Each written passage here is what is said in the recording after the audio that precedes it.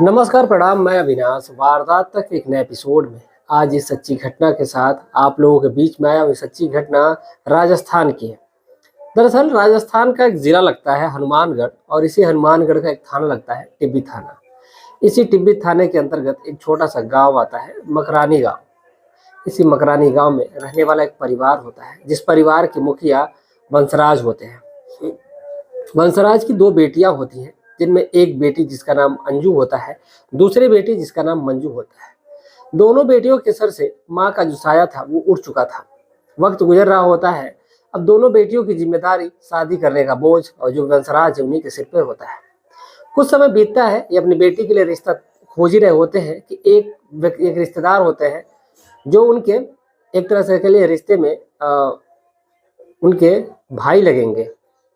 वो एक रिश्ता बताते हैं, और उसी रिश्ते पे जो बगल का एक गांव होता है चीरू जिला, उसी चीरू जिले में एक छोटा सा गांव होता है, और उसी गांव में एक व्यक्ति होते हैं जिनका नाम राधे श्याम होता है। राधे श्याम के दो बेटे होते हैं, उनको भी दोनों बेटों की शादी करनी होती है। रिश्ता बहुत अच्छा मिलता है, और उन्हीं रिश्तों पे बातचीत आगे बढ़ती है, और फिर एक दिन एक डेट मुकर्रर की जाती है लड़की देखने की रस्म को। बकायदा जो रीति रिवाज होता है, उस रीति रिवाज से लड़की देखी जाती है, और देखने के बाद एक डेट मुकर्रर की जाती है 2 फरवरी की। 2 फरवरी को जो इनकी दोनों बेटियां हैं, इनकी शादी तय की जाती है। राधे श्याम पूरी तैयारी के साथ उन अपनी बहुओं को लाने के लिए 2 फरवरी को पहुंचते हैं, और वहां पर जो भी रीति रिवाज होते हैं, उस रीति रिवाज के हिसाब से उनकी शादियां होती हैं। शादियों के बाद लड़कियां अपने ससुराल आती हैं। कुछ समय बीतता है, तो जो बड़ा बेटा है जिसका नाम अश्वनी है, अश्वनी और अंजू से एक उनकी बेटी जन्म लेती है लगभग 2 साल बाद। जब एक बेटी जन्म लेती है, लेकिन जो अंजू होती है, मंजू जो थी उसका तो ठीक था, लेकिन जो अंजू थी, अंजू के लाखों सपने थे। उसने सपने ये सजाए थे कि वो बड़ी गाड़ियों में घूमेगी, उसका जो पति होगा वो लाखपति होगा, करोड़पति होगा। लेकिन उसका जो पति था वो मजदूरी करने वाला होता है। अब अंजू के सपने तो वो टूटते नजर आते हैं उसको, लेकिन उसको ये लगता है कि शायद अगर इस परिवार से मैं अगर अलग हो जाती हूँ, तो हो सकता है कि जो मेरे दुख के दिन है वो कट जाए।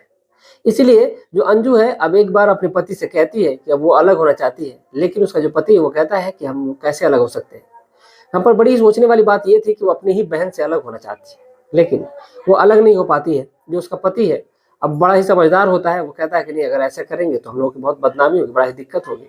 लेकिन जो अंजू होती है वो अब एक नहीं सुनती है, वो कहती है कि नहीं, उसको अलग होना ही है तो होना ही है। अब इसलिए जो अश्वनी होता है वो अपनी माँ से इस सारी बातों को बताता है कि जो उसकी पत्नी है अब दिन पर दिन अत्याचार करती जा रही है, अब वो अलग होने की बात कर रही है।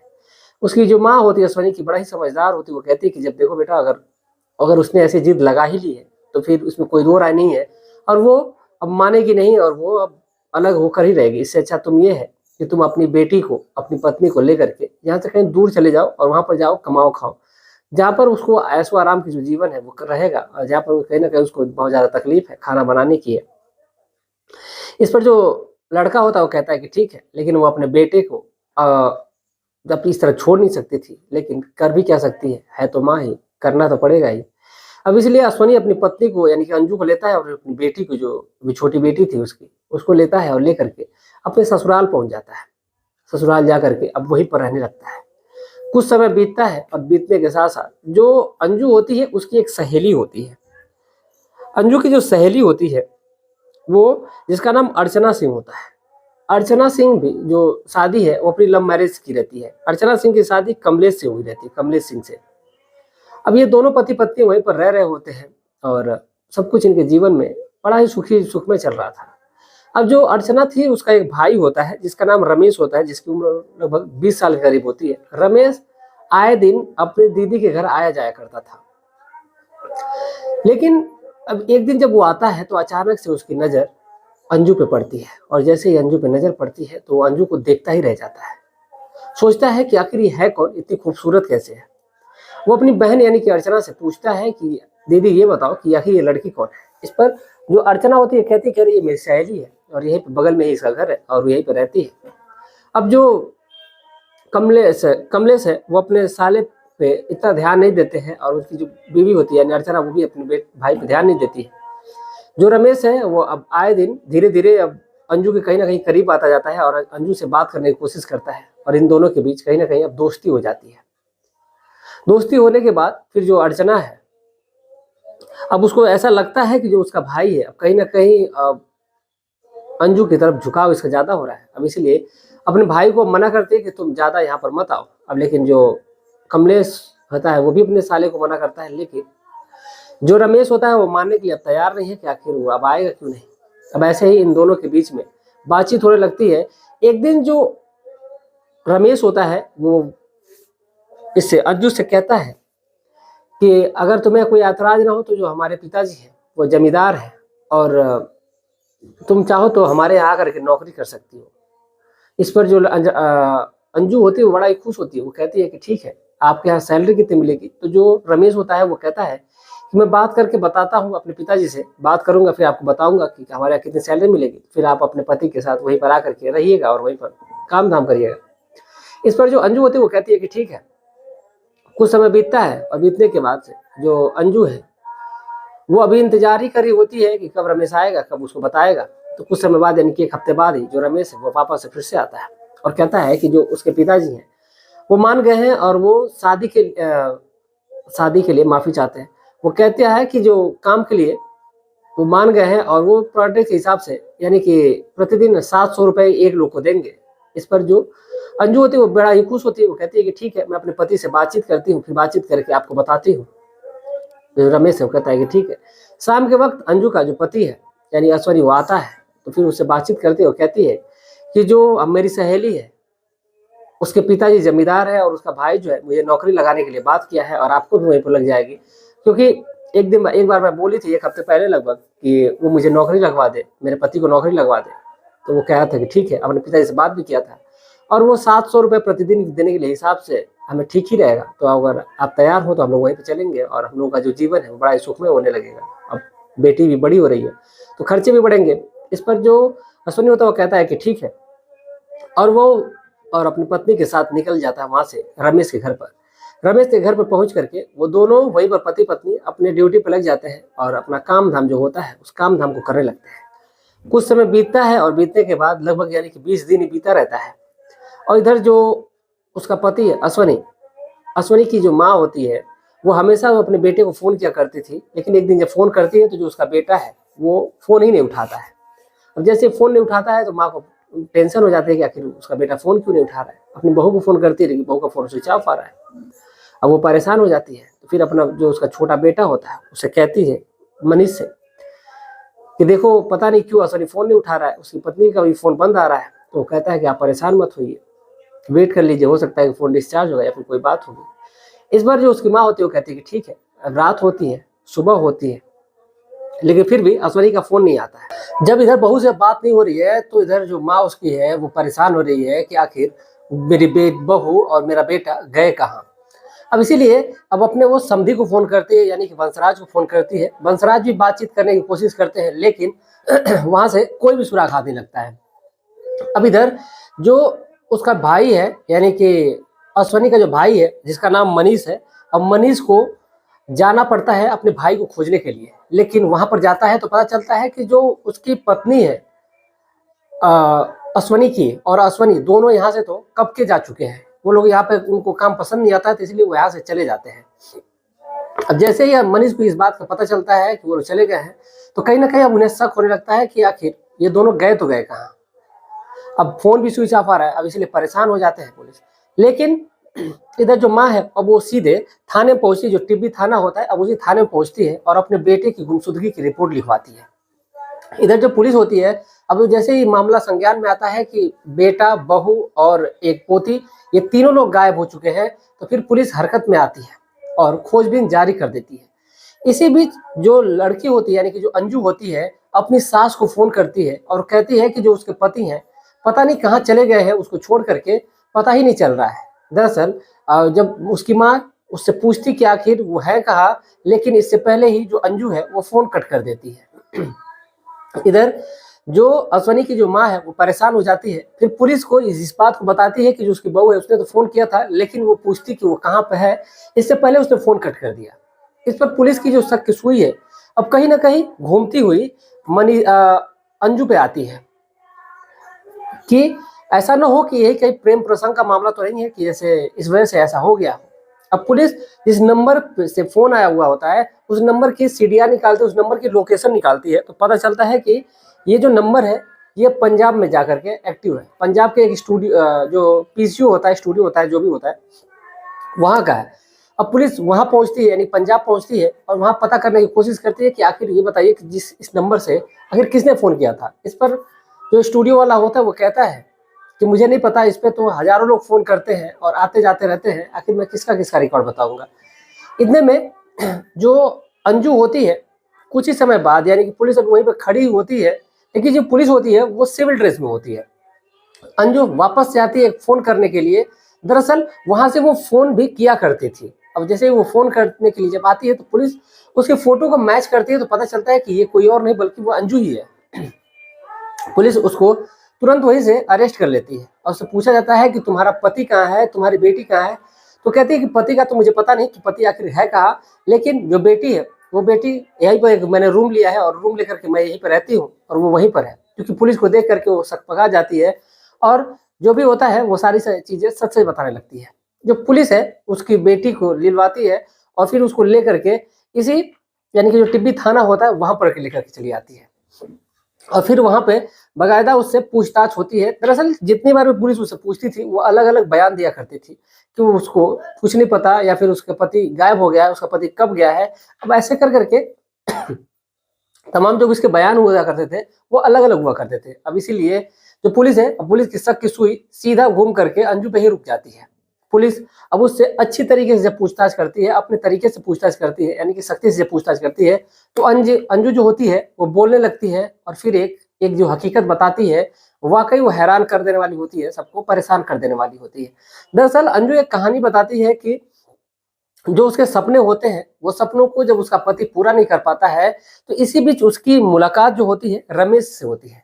रमेश उसको अपने घर पे रहने के लिए जगह देता है, लेकिन उससे पहले जब ये अंजू थी, अंजू की जब मुलाकात उसके दोस्त के घर पे होती है तो फिर ये दोनों एक दूसरे को देखते रह जाते हैं और कहीं ना कहीं जो अंजू के सपने थे वो ऐसा उसको देख करके लगता था कि जो रमेश है वो पूरे कर देगा, क्योंकि रमेश एक पैसे वाला लड़का होता है और रमेश के साथ इसका जो जीवन है ऐसा लग रहा था कि बहुत सुखी रहेगी। अब इसीलिए वो रमेश के धीरे धीरे नजदीक जाने लगती है और इन दोनों के बीच में आपसी शारीरिक संबंध बनने का सिलसिला जो है वो शुरू हो जाता है। रमेश जब भी अपनी बहन के घर आता फिर वहां से वो सीधे अपनी उस प्रेमिका यानी कि अंजू के घर चला जाया करता था। अंजू घर जा करके वो घंटों बिताता था, लेकिन ऐसे ही वक्त गुजर रहा था और लगभग 6 महीने से ऊपर गुजर जाता है। इधर जो कॉलोनी वाले होते हैं, जो गांव वाले होते हैं, वो लोग तरह तरह की बातें कर लेने लगते हैं, यानी कि रमेश और अंजू को लेकर के अफेयर की बातें शुरू हो जाती हैं और कहीं ना कहीं इसमें मामला बड़ा ही संगीन होता नजर आता है। इसलिए जो अंजू होती है वो कहती है कि अब हम लोगों का यहाँ पर मिलना ठीक नहीं है, अगर मेरे पति को जरा से भी भनक लग जाएगी तो बहुत ही बुरा हो जाएगा और मेरे साथ बड़ा ही गड़बड़ हो जाएगा। इस पर जो रमेश होता है वो कहता है कि चलो ठीक है, मैं अपने पिताजी से बात करता हूँ, फिर आकर के तुम हमारे गांव में ही रहना और मेरे घर में ही रहना, वहां पर हम लोगों को कोई दिक्कत ही नहीं होगी। इस पर जो अंजू होती है वो खुश हो जाती है, क्योंकि उसको चाहिए क्या होता है, उसको पैसे चाहिए होते हैं और अच्छे घर चाहिए होते हैं, अच्छे रहने खाने की व्यवस्था चाहिए होती है। अब इसीलिए अंजू तैयार हो जाती है, फिर शाम को अपने पति से जब बात करती है तो वो उसके घर पहुंच जाती है, क्योंकि जो अंजू होती है, अंजू का जो पति था अब धीरे धीरे कहीं ना कहीं कमजोर होता हुआ नजर आ रहा था, लेकिन इसको जो सुख था वो रमेश दे रहा था। कुछ समय बाद कुछ वक्त बीतता है और ऐसे ही जो अंजू है और रमेश इन दोनों के बीच में संबंध बनते रहते हैं। लेकिन अब एक वक्त ऐसा भी आता है कि जो रमेश है वो अपने पिता के काम में भी हाथ बटाया करता था, ज्यादा उसके पास खेती बाड़ी होती है तो अब उसी में ये अपने पिताजी का हाथ बटाया करता था। ज्यादा वक्त गुजरता है, लेकिन जो रमेश है अब वो भी थक जाया करता था घर पे काम करके, अब इसीलिए वो भी जल्दी सो जाया करता था। अब इसीलिए जो रमेश है और ऐश्वरी है, ये दोनों जब सो जाया करते थे तो अंजू को नींद नहीं आया करती थी, तो वो परेशान ना करती थी, क्योंकि जो उसके अंदर की आग है अब वो बुझने वाली तो नहीं थी। अब कहीं ना कहीं जो रमेश का जो पिता है, जिसका नाम अमित सिंह है, अमित सिंह से उसका संपर्क हो जाता है। अमित सिंह एक बार सोया रहता है तो वो फिर उसी के पास इर्द गिर्द मंडराने लगती है और पूरे दिन मंडराती रहती है। अब जो अमित सिंह होते हैं जिनकी उम्र लगभग 45 साल से ऊपर होती है, अब कहीं ना कहीं उसको इस चीज का पता ही चल जाता है कि ये जो लड़की है आखिर मुझसे चाहती क्या है। अब इधर आए दिन जो अब है अमित से उसके संबंध बनने लगते हैं और अमित को जो अंजू होती है वो सारी बातें बता देती है कि इसका उसके बेटे के साथ भी अवैध संबंध है। इस पर जो अमित होता है वो कहता है कि मुझे कोई ऐतराज नहीं है, तुम मेरे बेटे से भी संबंध रख सकती हो और मुझसे भी रख सकती हो। इस पर जो अंजू होती है वो कहती है ठीक है। जब भी उसको वक्त मिलता वो अमित के पास चली जाती, जब भी उसको वक्त मिलता वो रमेश के पास चली जाया करती थी। अब ऐसे ही वक्त गुजर रहा था, लेकिन एक दिन जब वो अमित यानी कि अपने जो उसका प्रेमी होता है रमेश के पिता के पास जब होती है, तो उसका पति उसको आपत्तिजनक स्थिति में देख लेता है। और जैसे ही अश्वनी अपनी पत्नी को आपत्तिजनक स्थिति में देखता है, अपनी पत्नी को मारने पीटने लगता है और उसके प्रेमी यानी कि जो रमेश का पिता होता है, जिसकी उम्र लगभग 45-46 साल की होती है, उसको भी भला बुरा कहने लगता है। अब इस बात से वो दोनों बहुत ही खफा होते हैं और फिर उन्होंने एक षड्यंत्र रचा कि क्यों ना इसको रास्ते से हटा दिया जाए। अब उधर दोनों वो बाप बेटे और इधर अंजू तीनों मिल करके एक सलाह लेते हैं कि अगर इसको रास्ते से हटा देंगे तो फिर हम लोगों के रास्ते का कांटा ही हट जाएगा, तुम हमारे साथ ही रहोगी और हमारे घर में ही रहोगी, इस घर की पूरी तुम ही मालकिन रहोगी। अब जैसे ही अंजू को लालच आता है कि इस पूरे घर की मालकिन मैं रहूंगी, तो इस वजह से वो हामी भर देती है कि चलो ठीक है, पति को इस रास्ते से हटा देते हैं, अब कौन इतना खोजने और पूछने वाला है। इस पर वो लोग षड्यंत्र के तहत उस रमेश को, जो रमेश है और रमेश के पिता यानी कि अमित है, अमित रमेश मिल करके और इस अश्वनी को रास्ते से हटाने के लिए षड्यंत्र रचते हैं। और रात के वक्त जब अश्वनी खा पी करके सोया रहता है तो उसको गला दबा करके उसकी हत्या कर दी जाती है। हत्या करने के बाद उस रात को बाप और बेटे मिल करके उस महिला के साथ शारीरिक संबंध बनाते हैं। संबंध बनाने के बाद फिर उसको सुबह में वो अपनी गाड़ी में भरते हैं, कार में भरते हैं उसको डिग्गी में, और लेकर के चले जाते हैं। एक नाला होता है लगभग वहां से 50 किलोमीटर दूरी पर, और वहीं पर उस लाश को फेंक देते हैं जहां पर कोई किसी भी व्यक्ति का आना जाना नहीं होता है। दरअसल राजस्थान में आप सभी लोगों को पता ही है कि बहुत जो एरिया है वो बड़ा ही बालू वाली होती है, तो ऐसी जगह फेंका जाता है जहां उसकी लाश को चील कौवे खा जाए, जहां पे उसकी लाश को कोई पूछने वाला ना हो। जैसे ही अंजू इस बात को बताती है तो पुलिस भौचक्की रह जाती है कि आप एक अपने सुख के लिए, अपने चैन के लिए एक औरत ने इस हद तक गिर करके काम कर दिया है जिसकी कोई कल्पना ही नहीं कर सकता। दरअसल जैसे ही पुलिस सुनती है तो फिर उन दो बाप बेटों को भी गिरफ्तार करती है। गिरफ्तार करने के बाद जो बॉडी होती है उस बॉडी को लाया जाता है जहां पर वो दरिंदे फेंके रहते हैं। उसकी जो बॉडी होती है लगभग आधे से ज्यादा जानवर खा चुके होते हैं, कुछ ही बची होती है, जिसको देख करके सभी लोगों का रो रो कर बुरा हाल हो गया था। इधर जो रमेश है और उसके पिता है, इन दोनों को पुलिस कस्टडी में लेती है और इन दोनों के खिलाफ गंभीर धारा में एफआईआर लिखती है। एफआईआर लिखने के बाद इन दोनों अपराधियों को जेल की सलाखों के पीछे डाल दिया गया है। फिलहाल इन दोनों को उम्र कैद की सजा दे दी गई है। इसमें जो अमित की जो बेटी होती है जिसका नाम अर्चना होता है, अर्चना से इस चीज का कोई लेना देना नहीं होता है, उसको इस बात की भनक ही नहीं होती, इस वजह से उसका इसमें कोई रोल ही नहीं होता है। इस वजह से पुलिस उसको नहीं छेड़ती है, उसको नहीं बोलती है कुछ। फिलहाल एक औरत को यानी कि जो औरत होती है इसको भी जेल की सलाखों के पीछे डाल दिया गया है। जो लड़की थी जिसकी उम्र लगभग अब 3 साल के करीब पहुंचने वाली थी, अब उसको उसकी दादी के पास छोड़ दिया गया है। और जो लड़की है अब वो पूरी तरीके से अनाथ हो चुकी है। तो कहीं ना कहीं एक माँ ने अपनी हवस बुझाने के लिए अपनी मासूम बच्ची का एक तरह से कह दीजिए गला घोट देती है वो, क्योंकि अपनी अगर वो औरत अगर जिंदा होती, अगर वो जीवित होती, उसका पिता अगर जीवित होता तो फिर शायद वो लड़की अनाथ नहीं होती और वो अपने माँ और बाप दोनों के साथ होती। लेकिन अभी तो उसने दुनिया देखनी शुरू की थी, लेकिन अभी तो उसका कुछ भी नहीं होने वाला है। अब वो अपनी पिता की कस्टडी में भी नहीं रह सकती, माँ की कस्टडी में भी नहीं रह सकती, अपने दादी माँ के पास रहे। फिलहाल ये थी आज की पूरी कहानी। आप अपनी राय कमेंट में जरूर दीजिएगा। इस पूरे घटनाक्रम को सुनाने का उद्देश्य किसी की भावनाओं को ठेस पहुंचाना नहीं, बल्कि आपको जागरूक करना है, आपको सचेत करना है। आप जहां भी रहें अपने आस पड़ोस में ध्यान रखें, अपने बच्चों का ध्यान रखें। जाते जाते कुछ हमारे दोस्त हैं जिन्होंने कमेंट किया है। अभय सिंह है, लालू दीवाना जी हैं, प्रतिदिन हमें कमेंट करते हैं, बहुत ही अच्छा लगता है। धर्मेंद्र कुमार सिंह जी हैं, राजेश्वर जी हैं, श्यामदेव कुशवाहा जी हैं, राम सागर जी हैं, मनोज कुमार जी हैं, प्रभात जी हैं। इनका जन्मदिन है, आपको जन्मदिन की ढेरों सारी शुभकामनाएं। जहां भी रहें तरक्कियों को छूते रहें। चलिए मिलते हैं एक और सच्ची घटना के साथ, तब तक के लिए जय हिंद, जय भारत।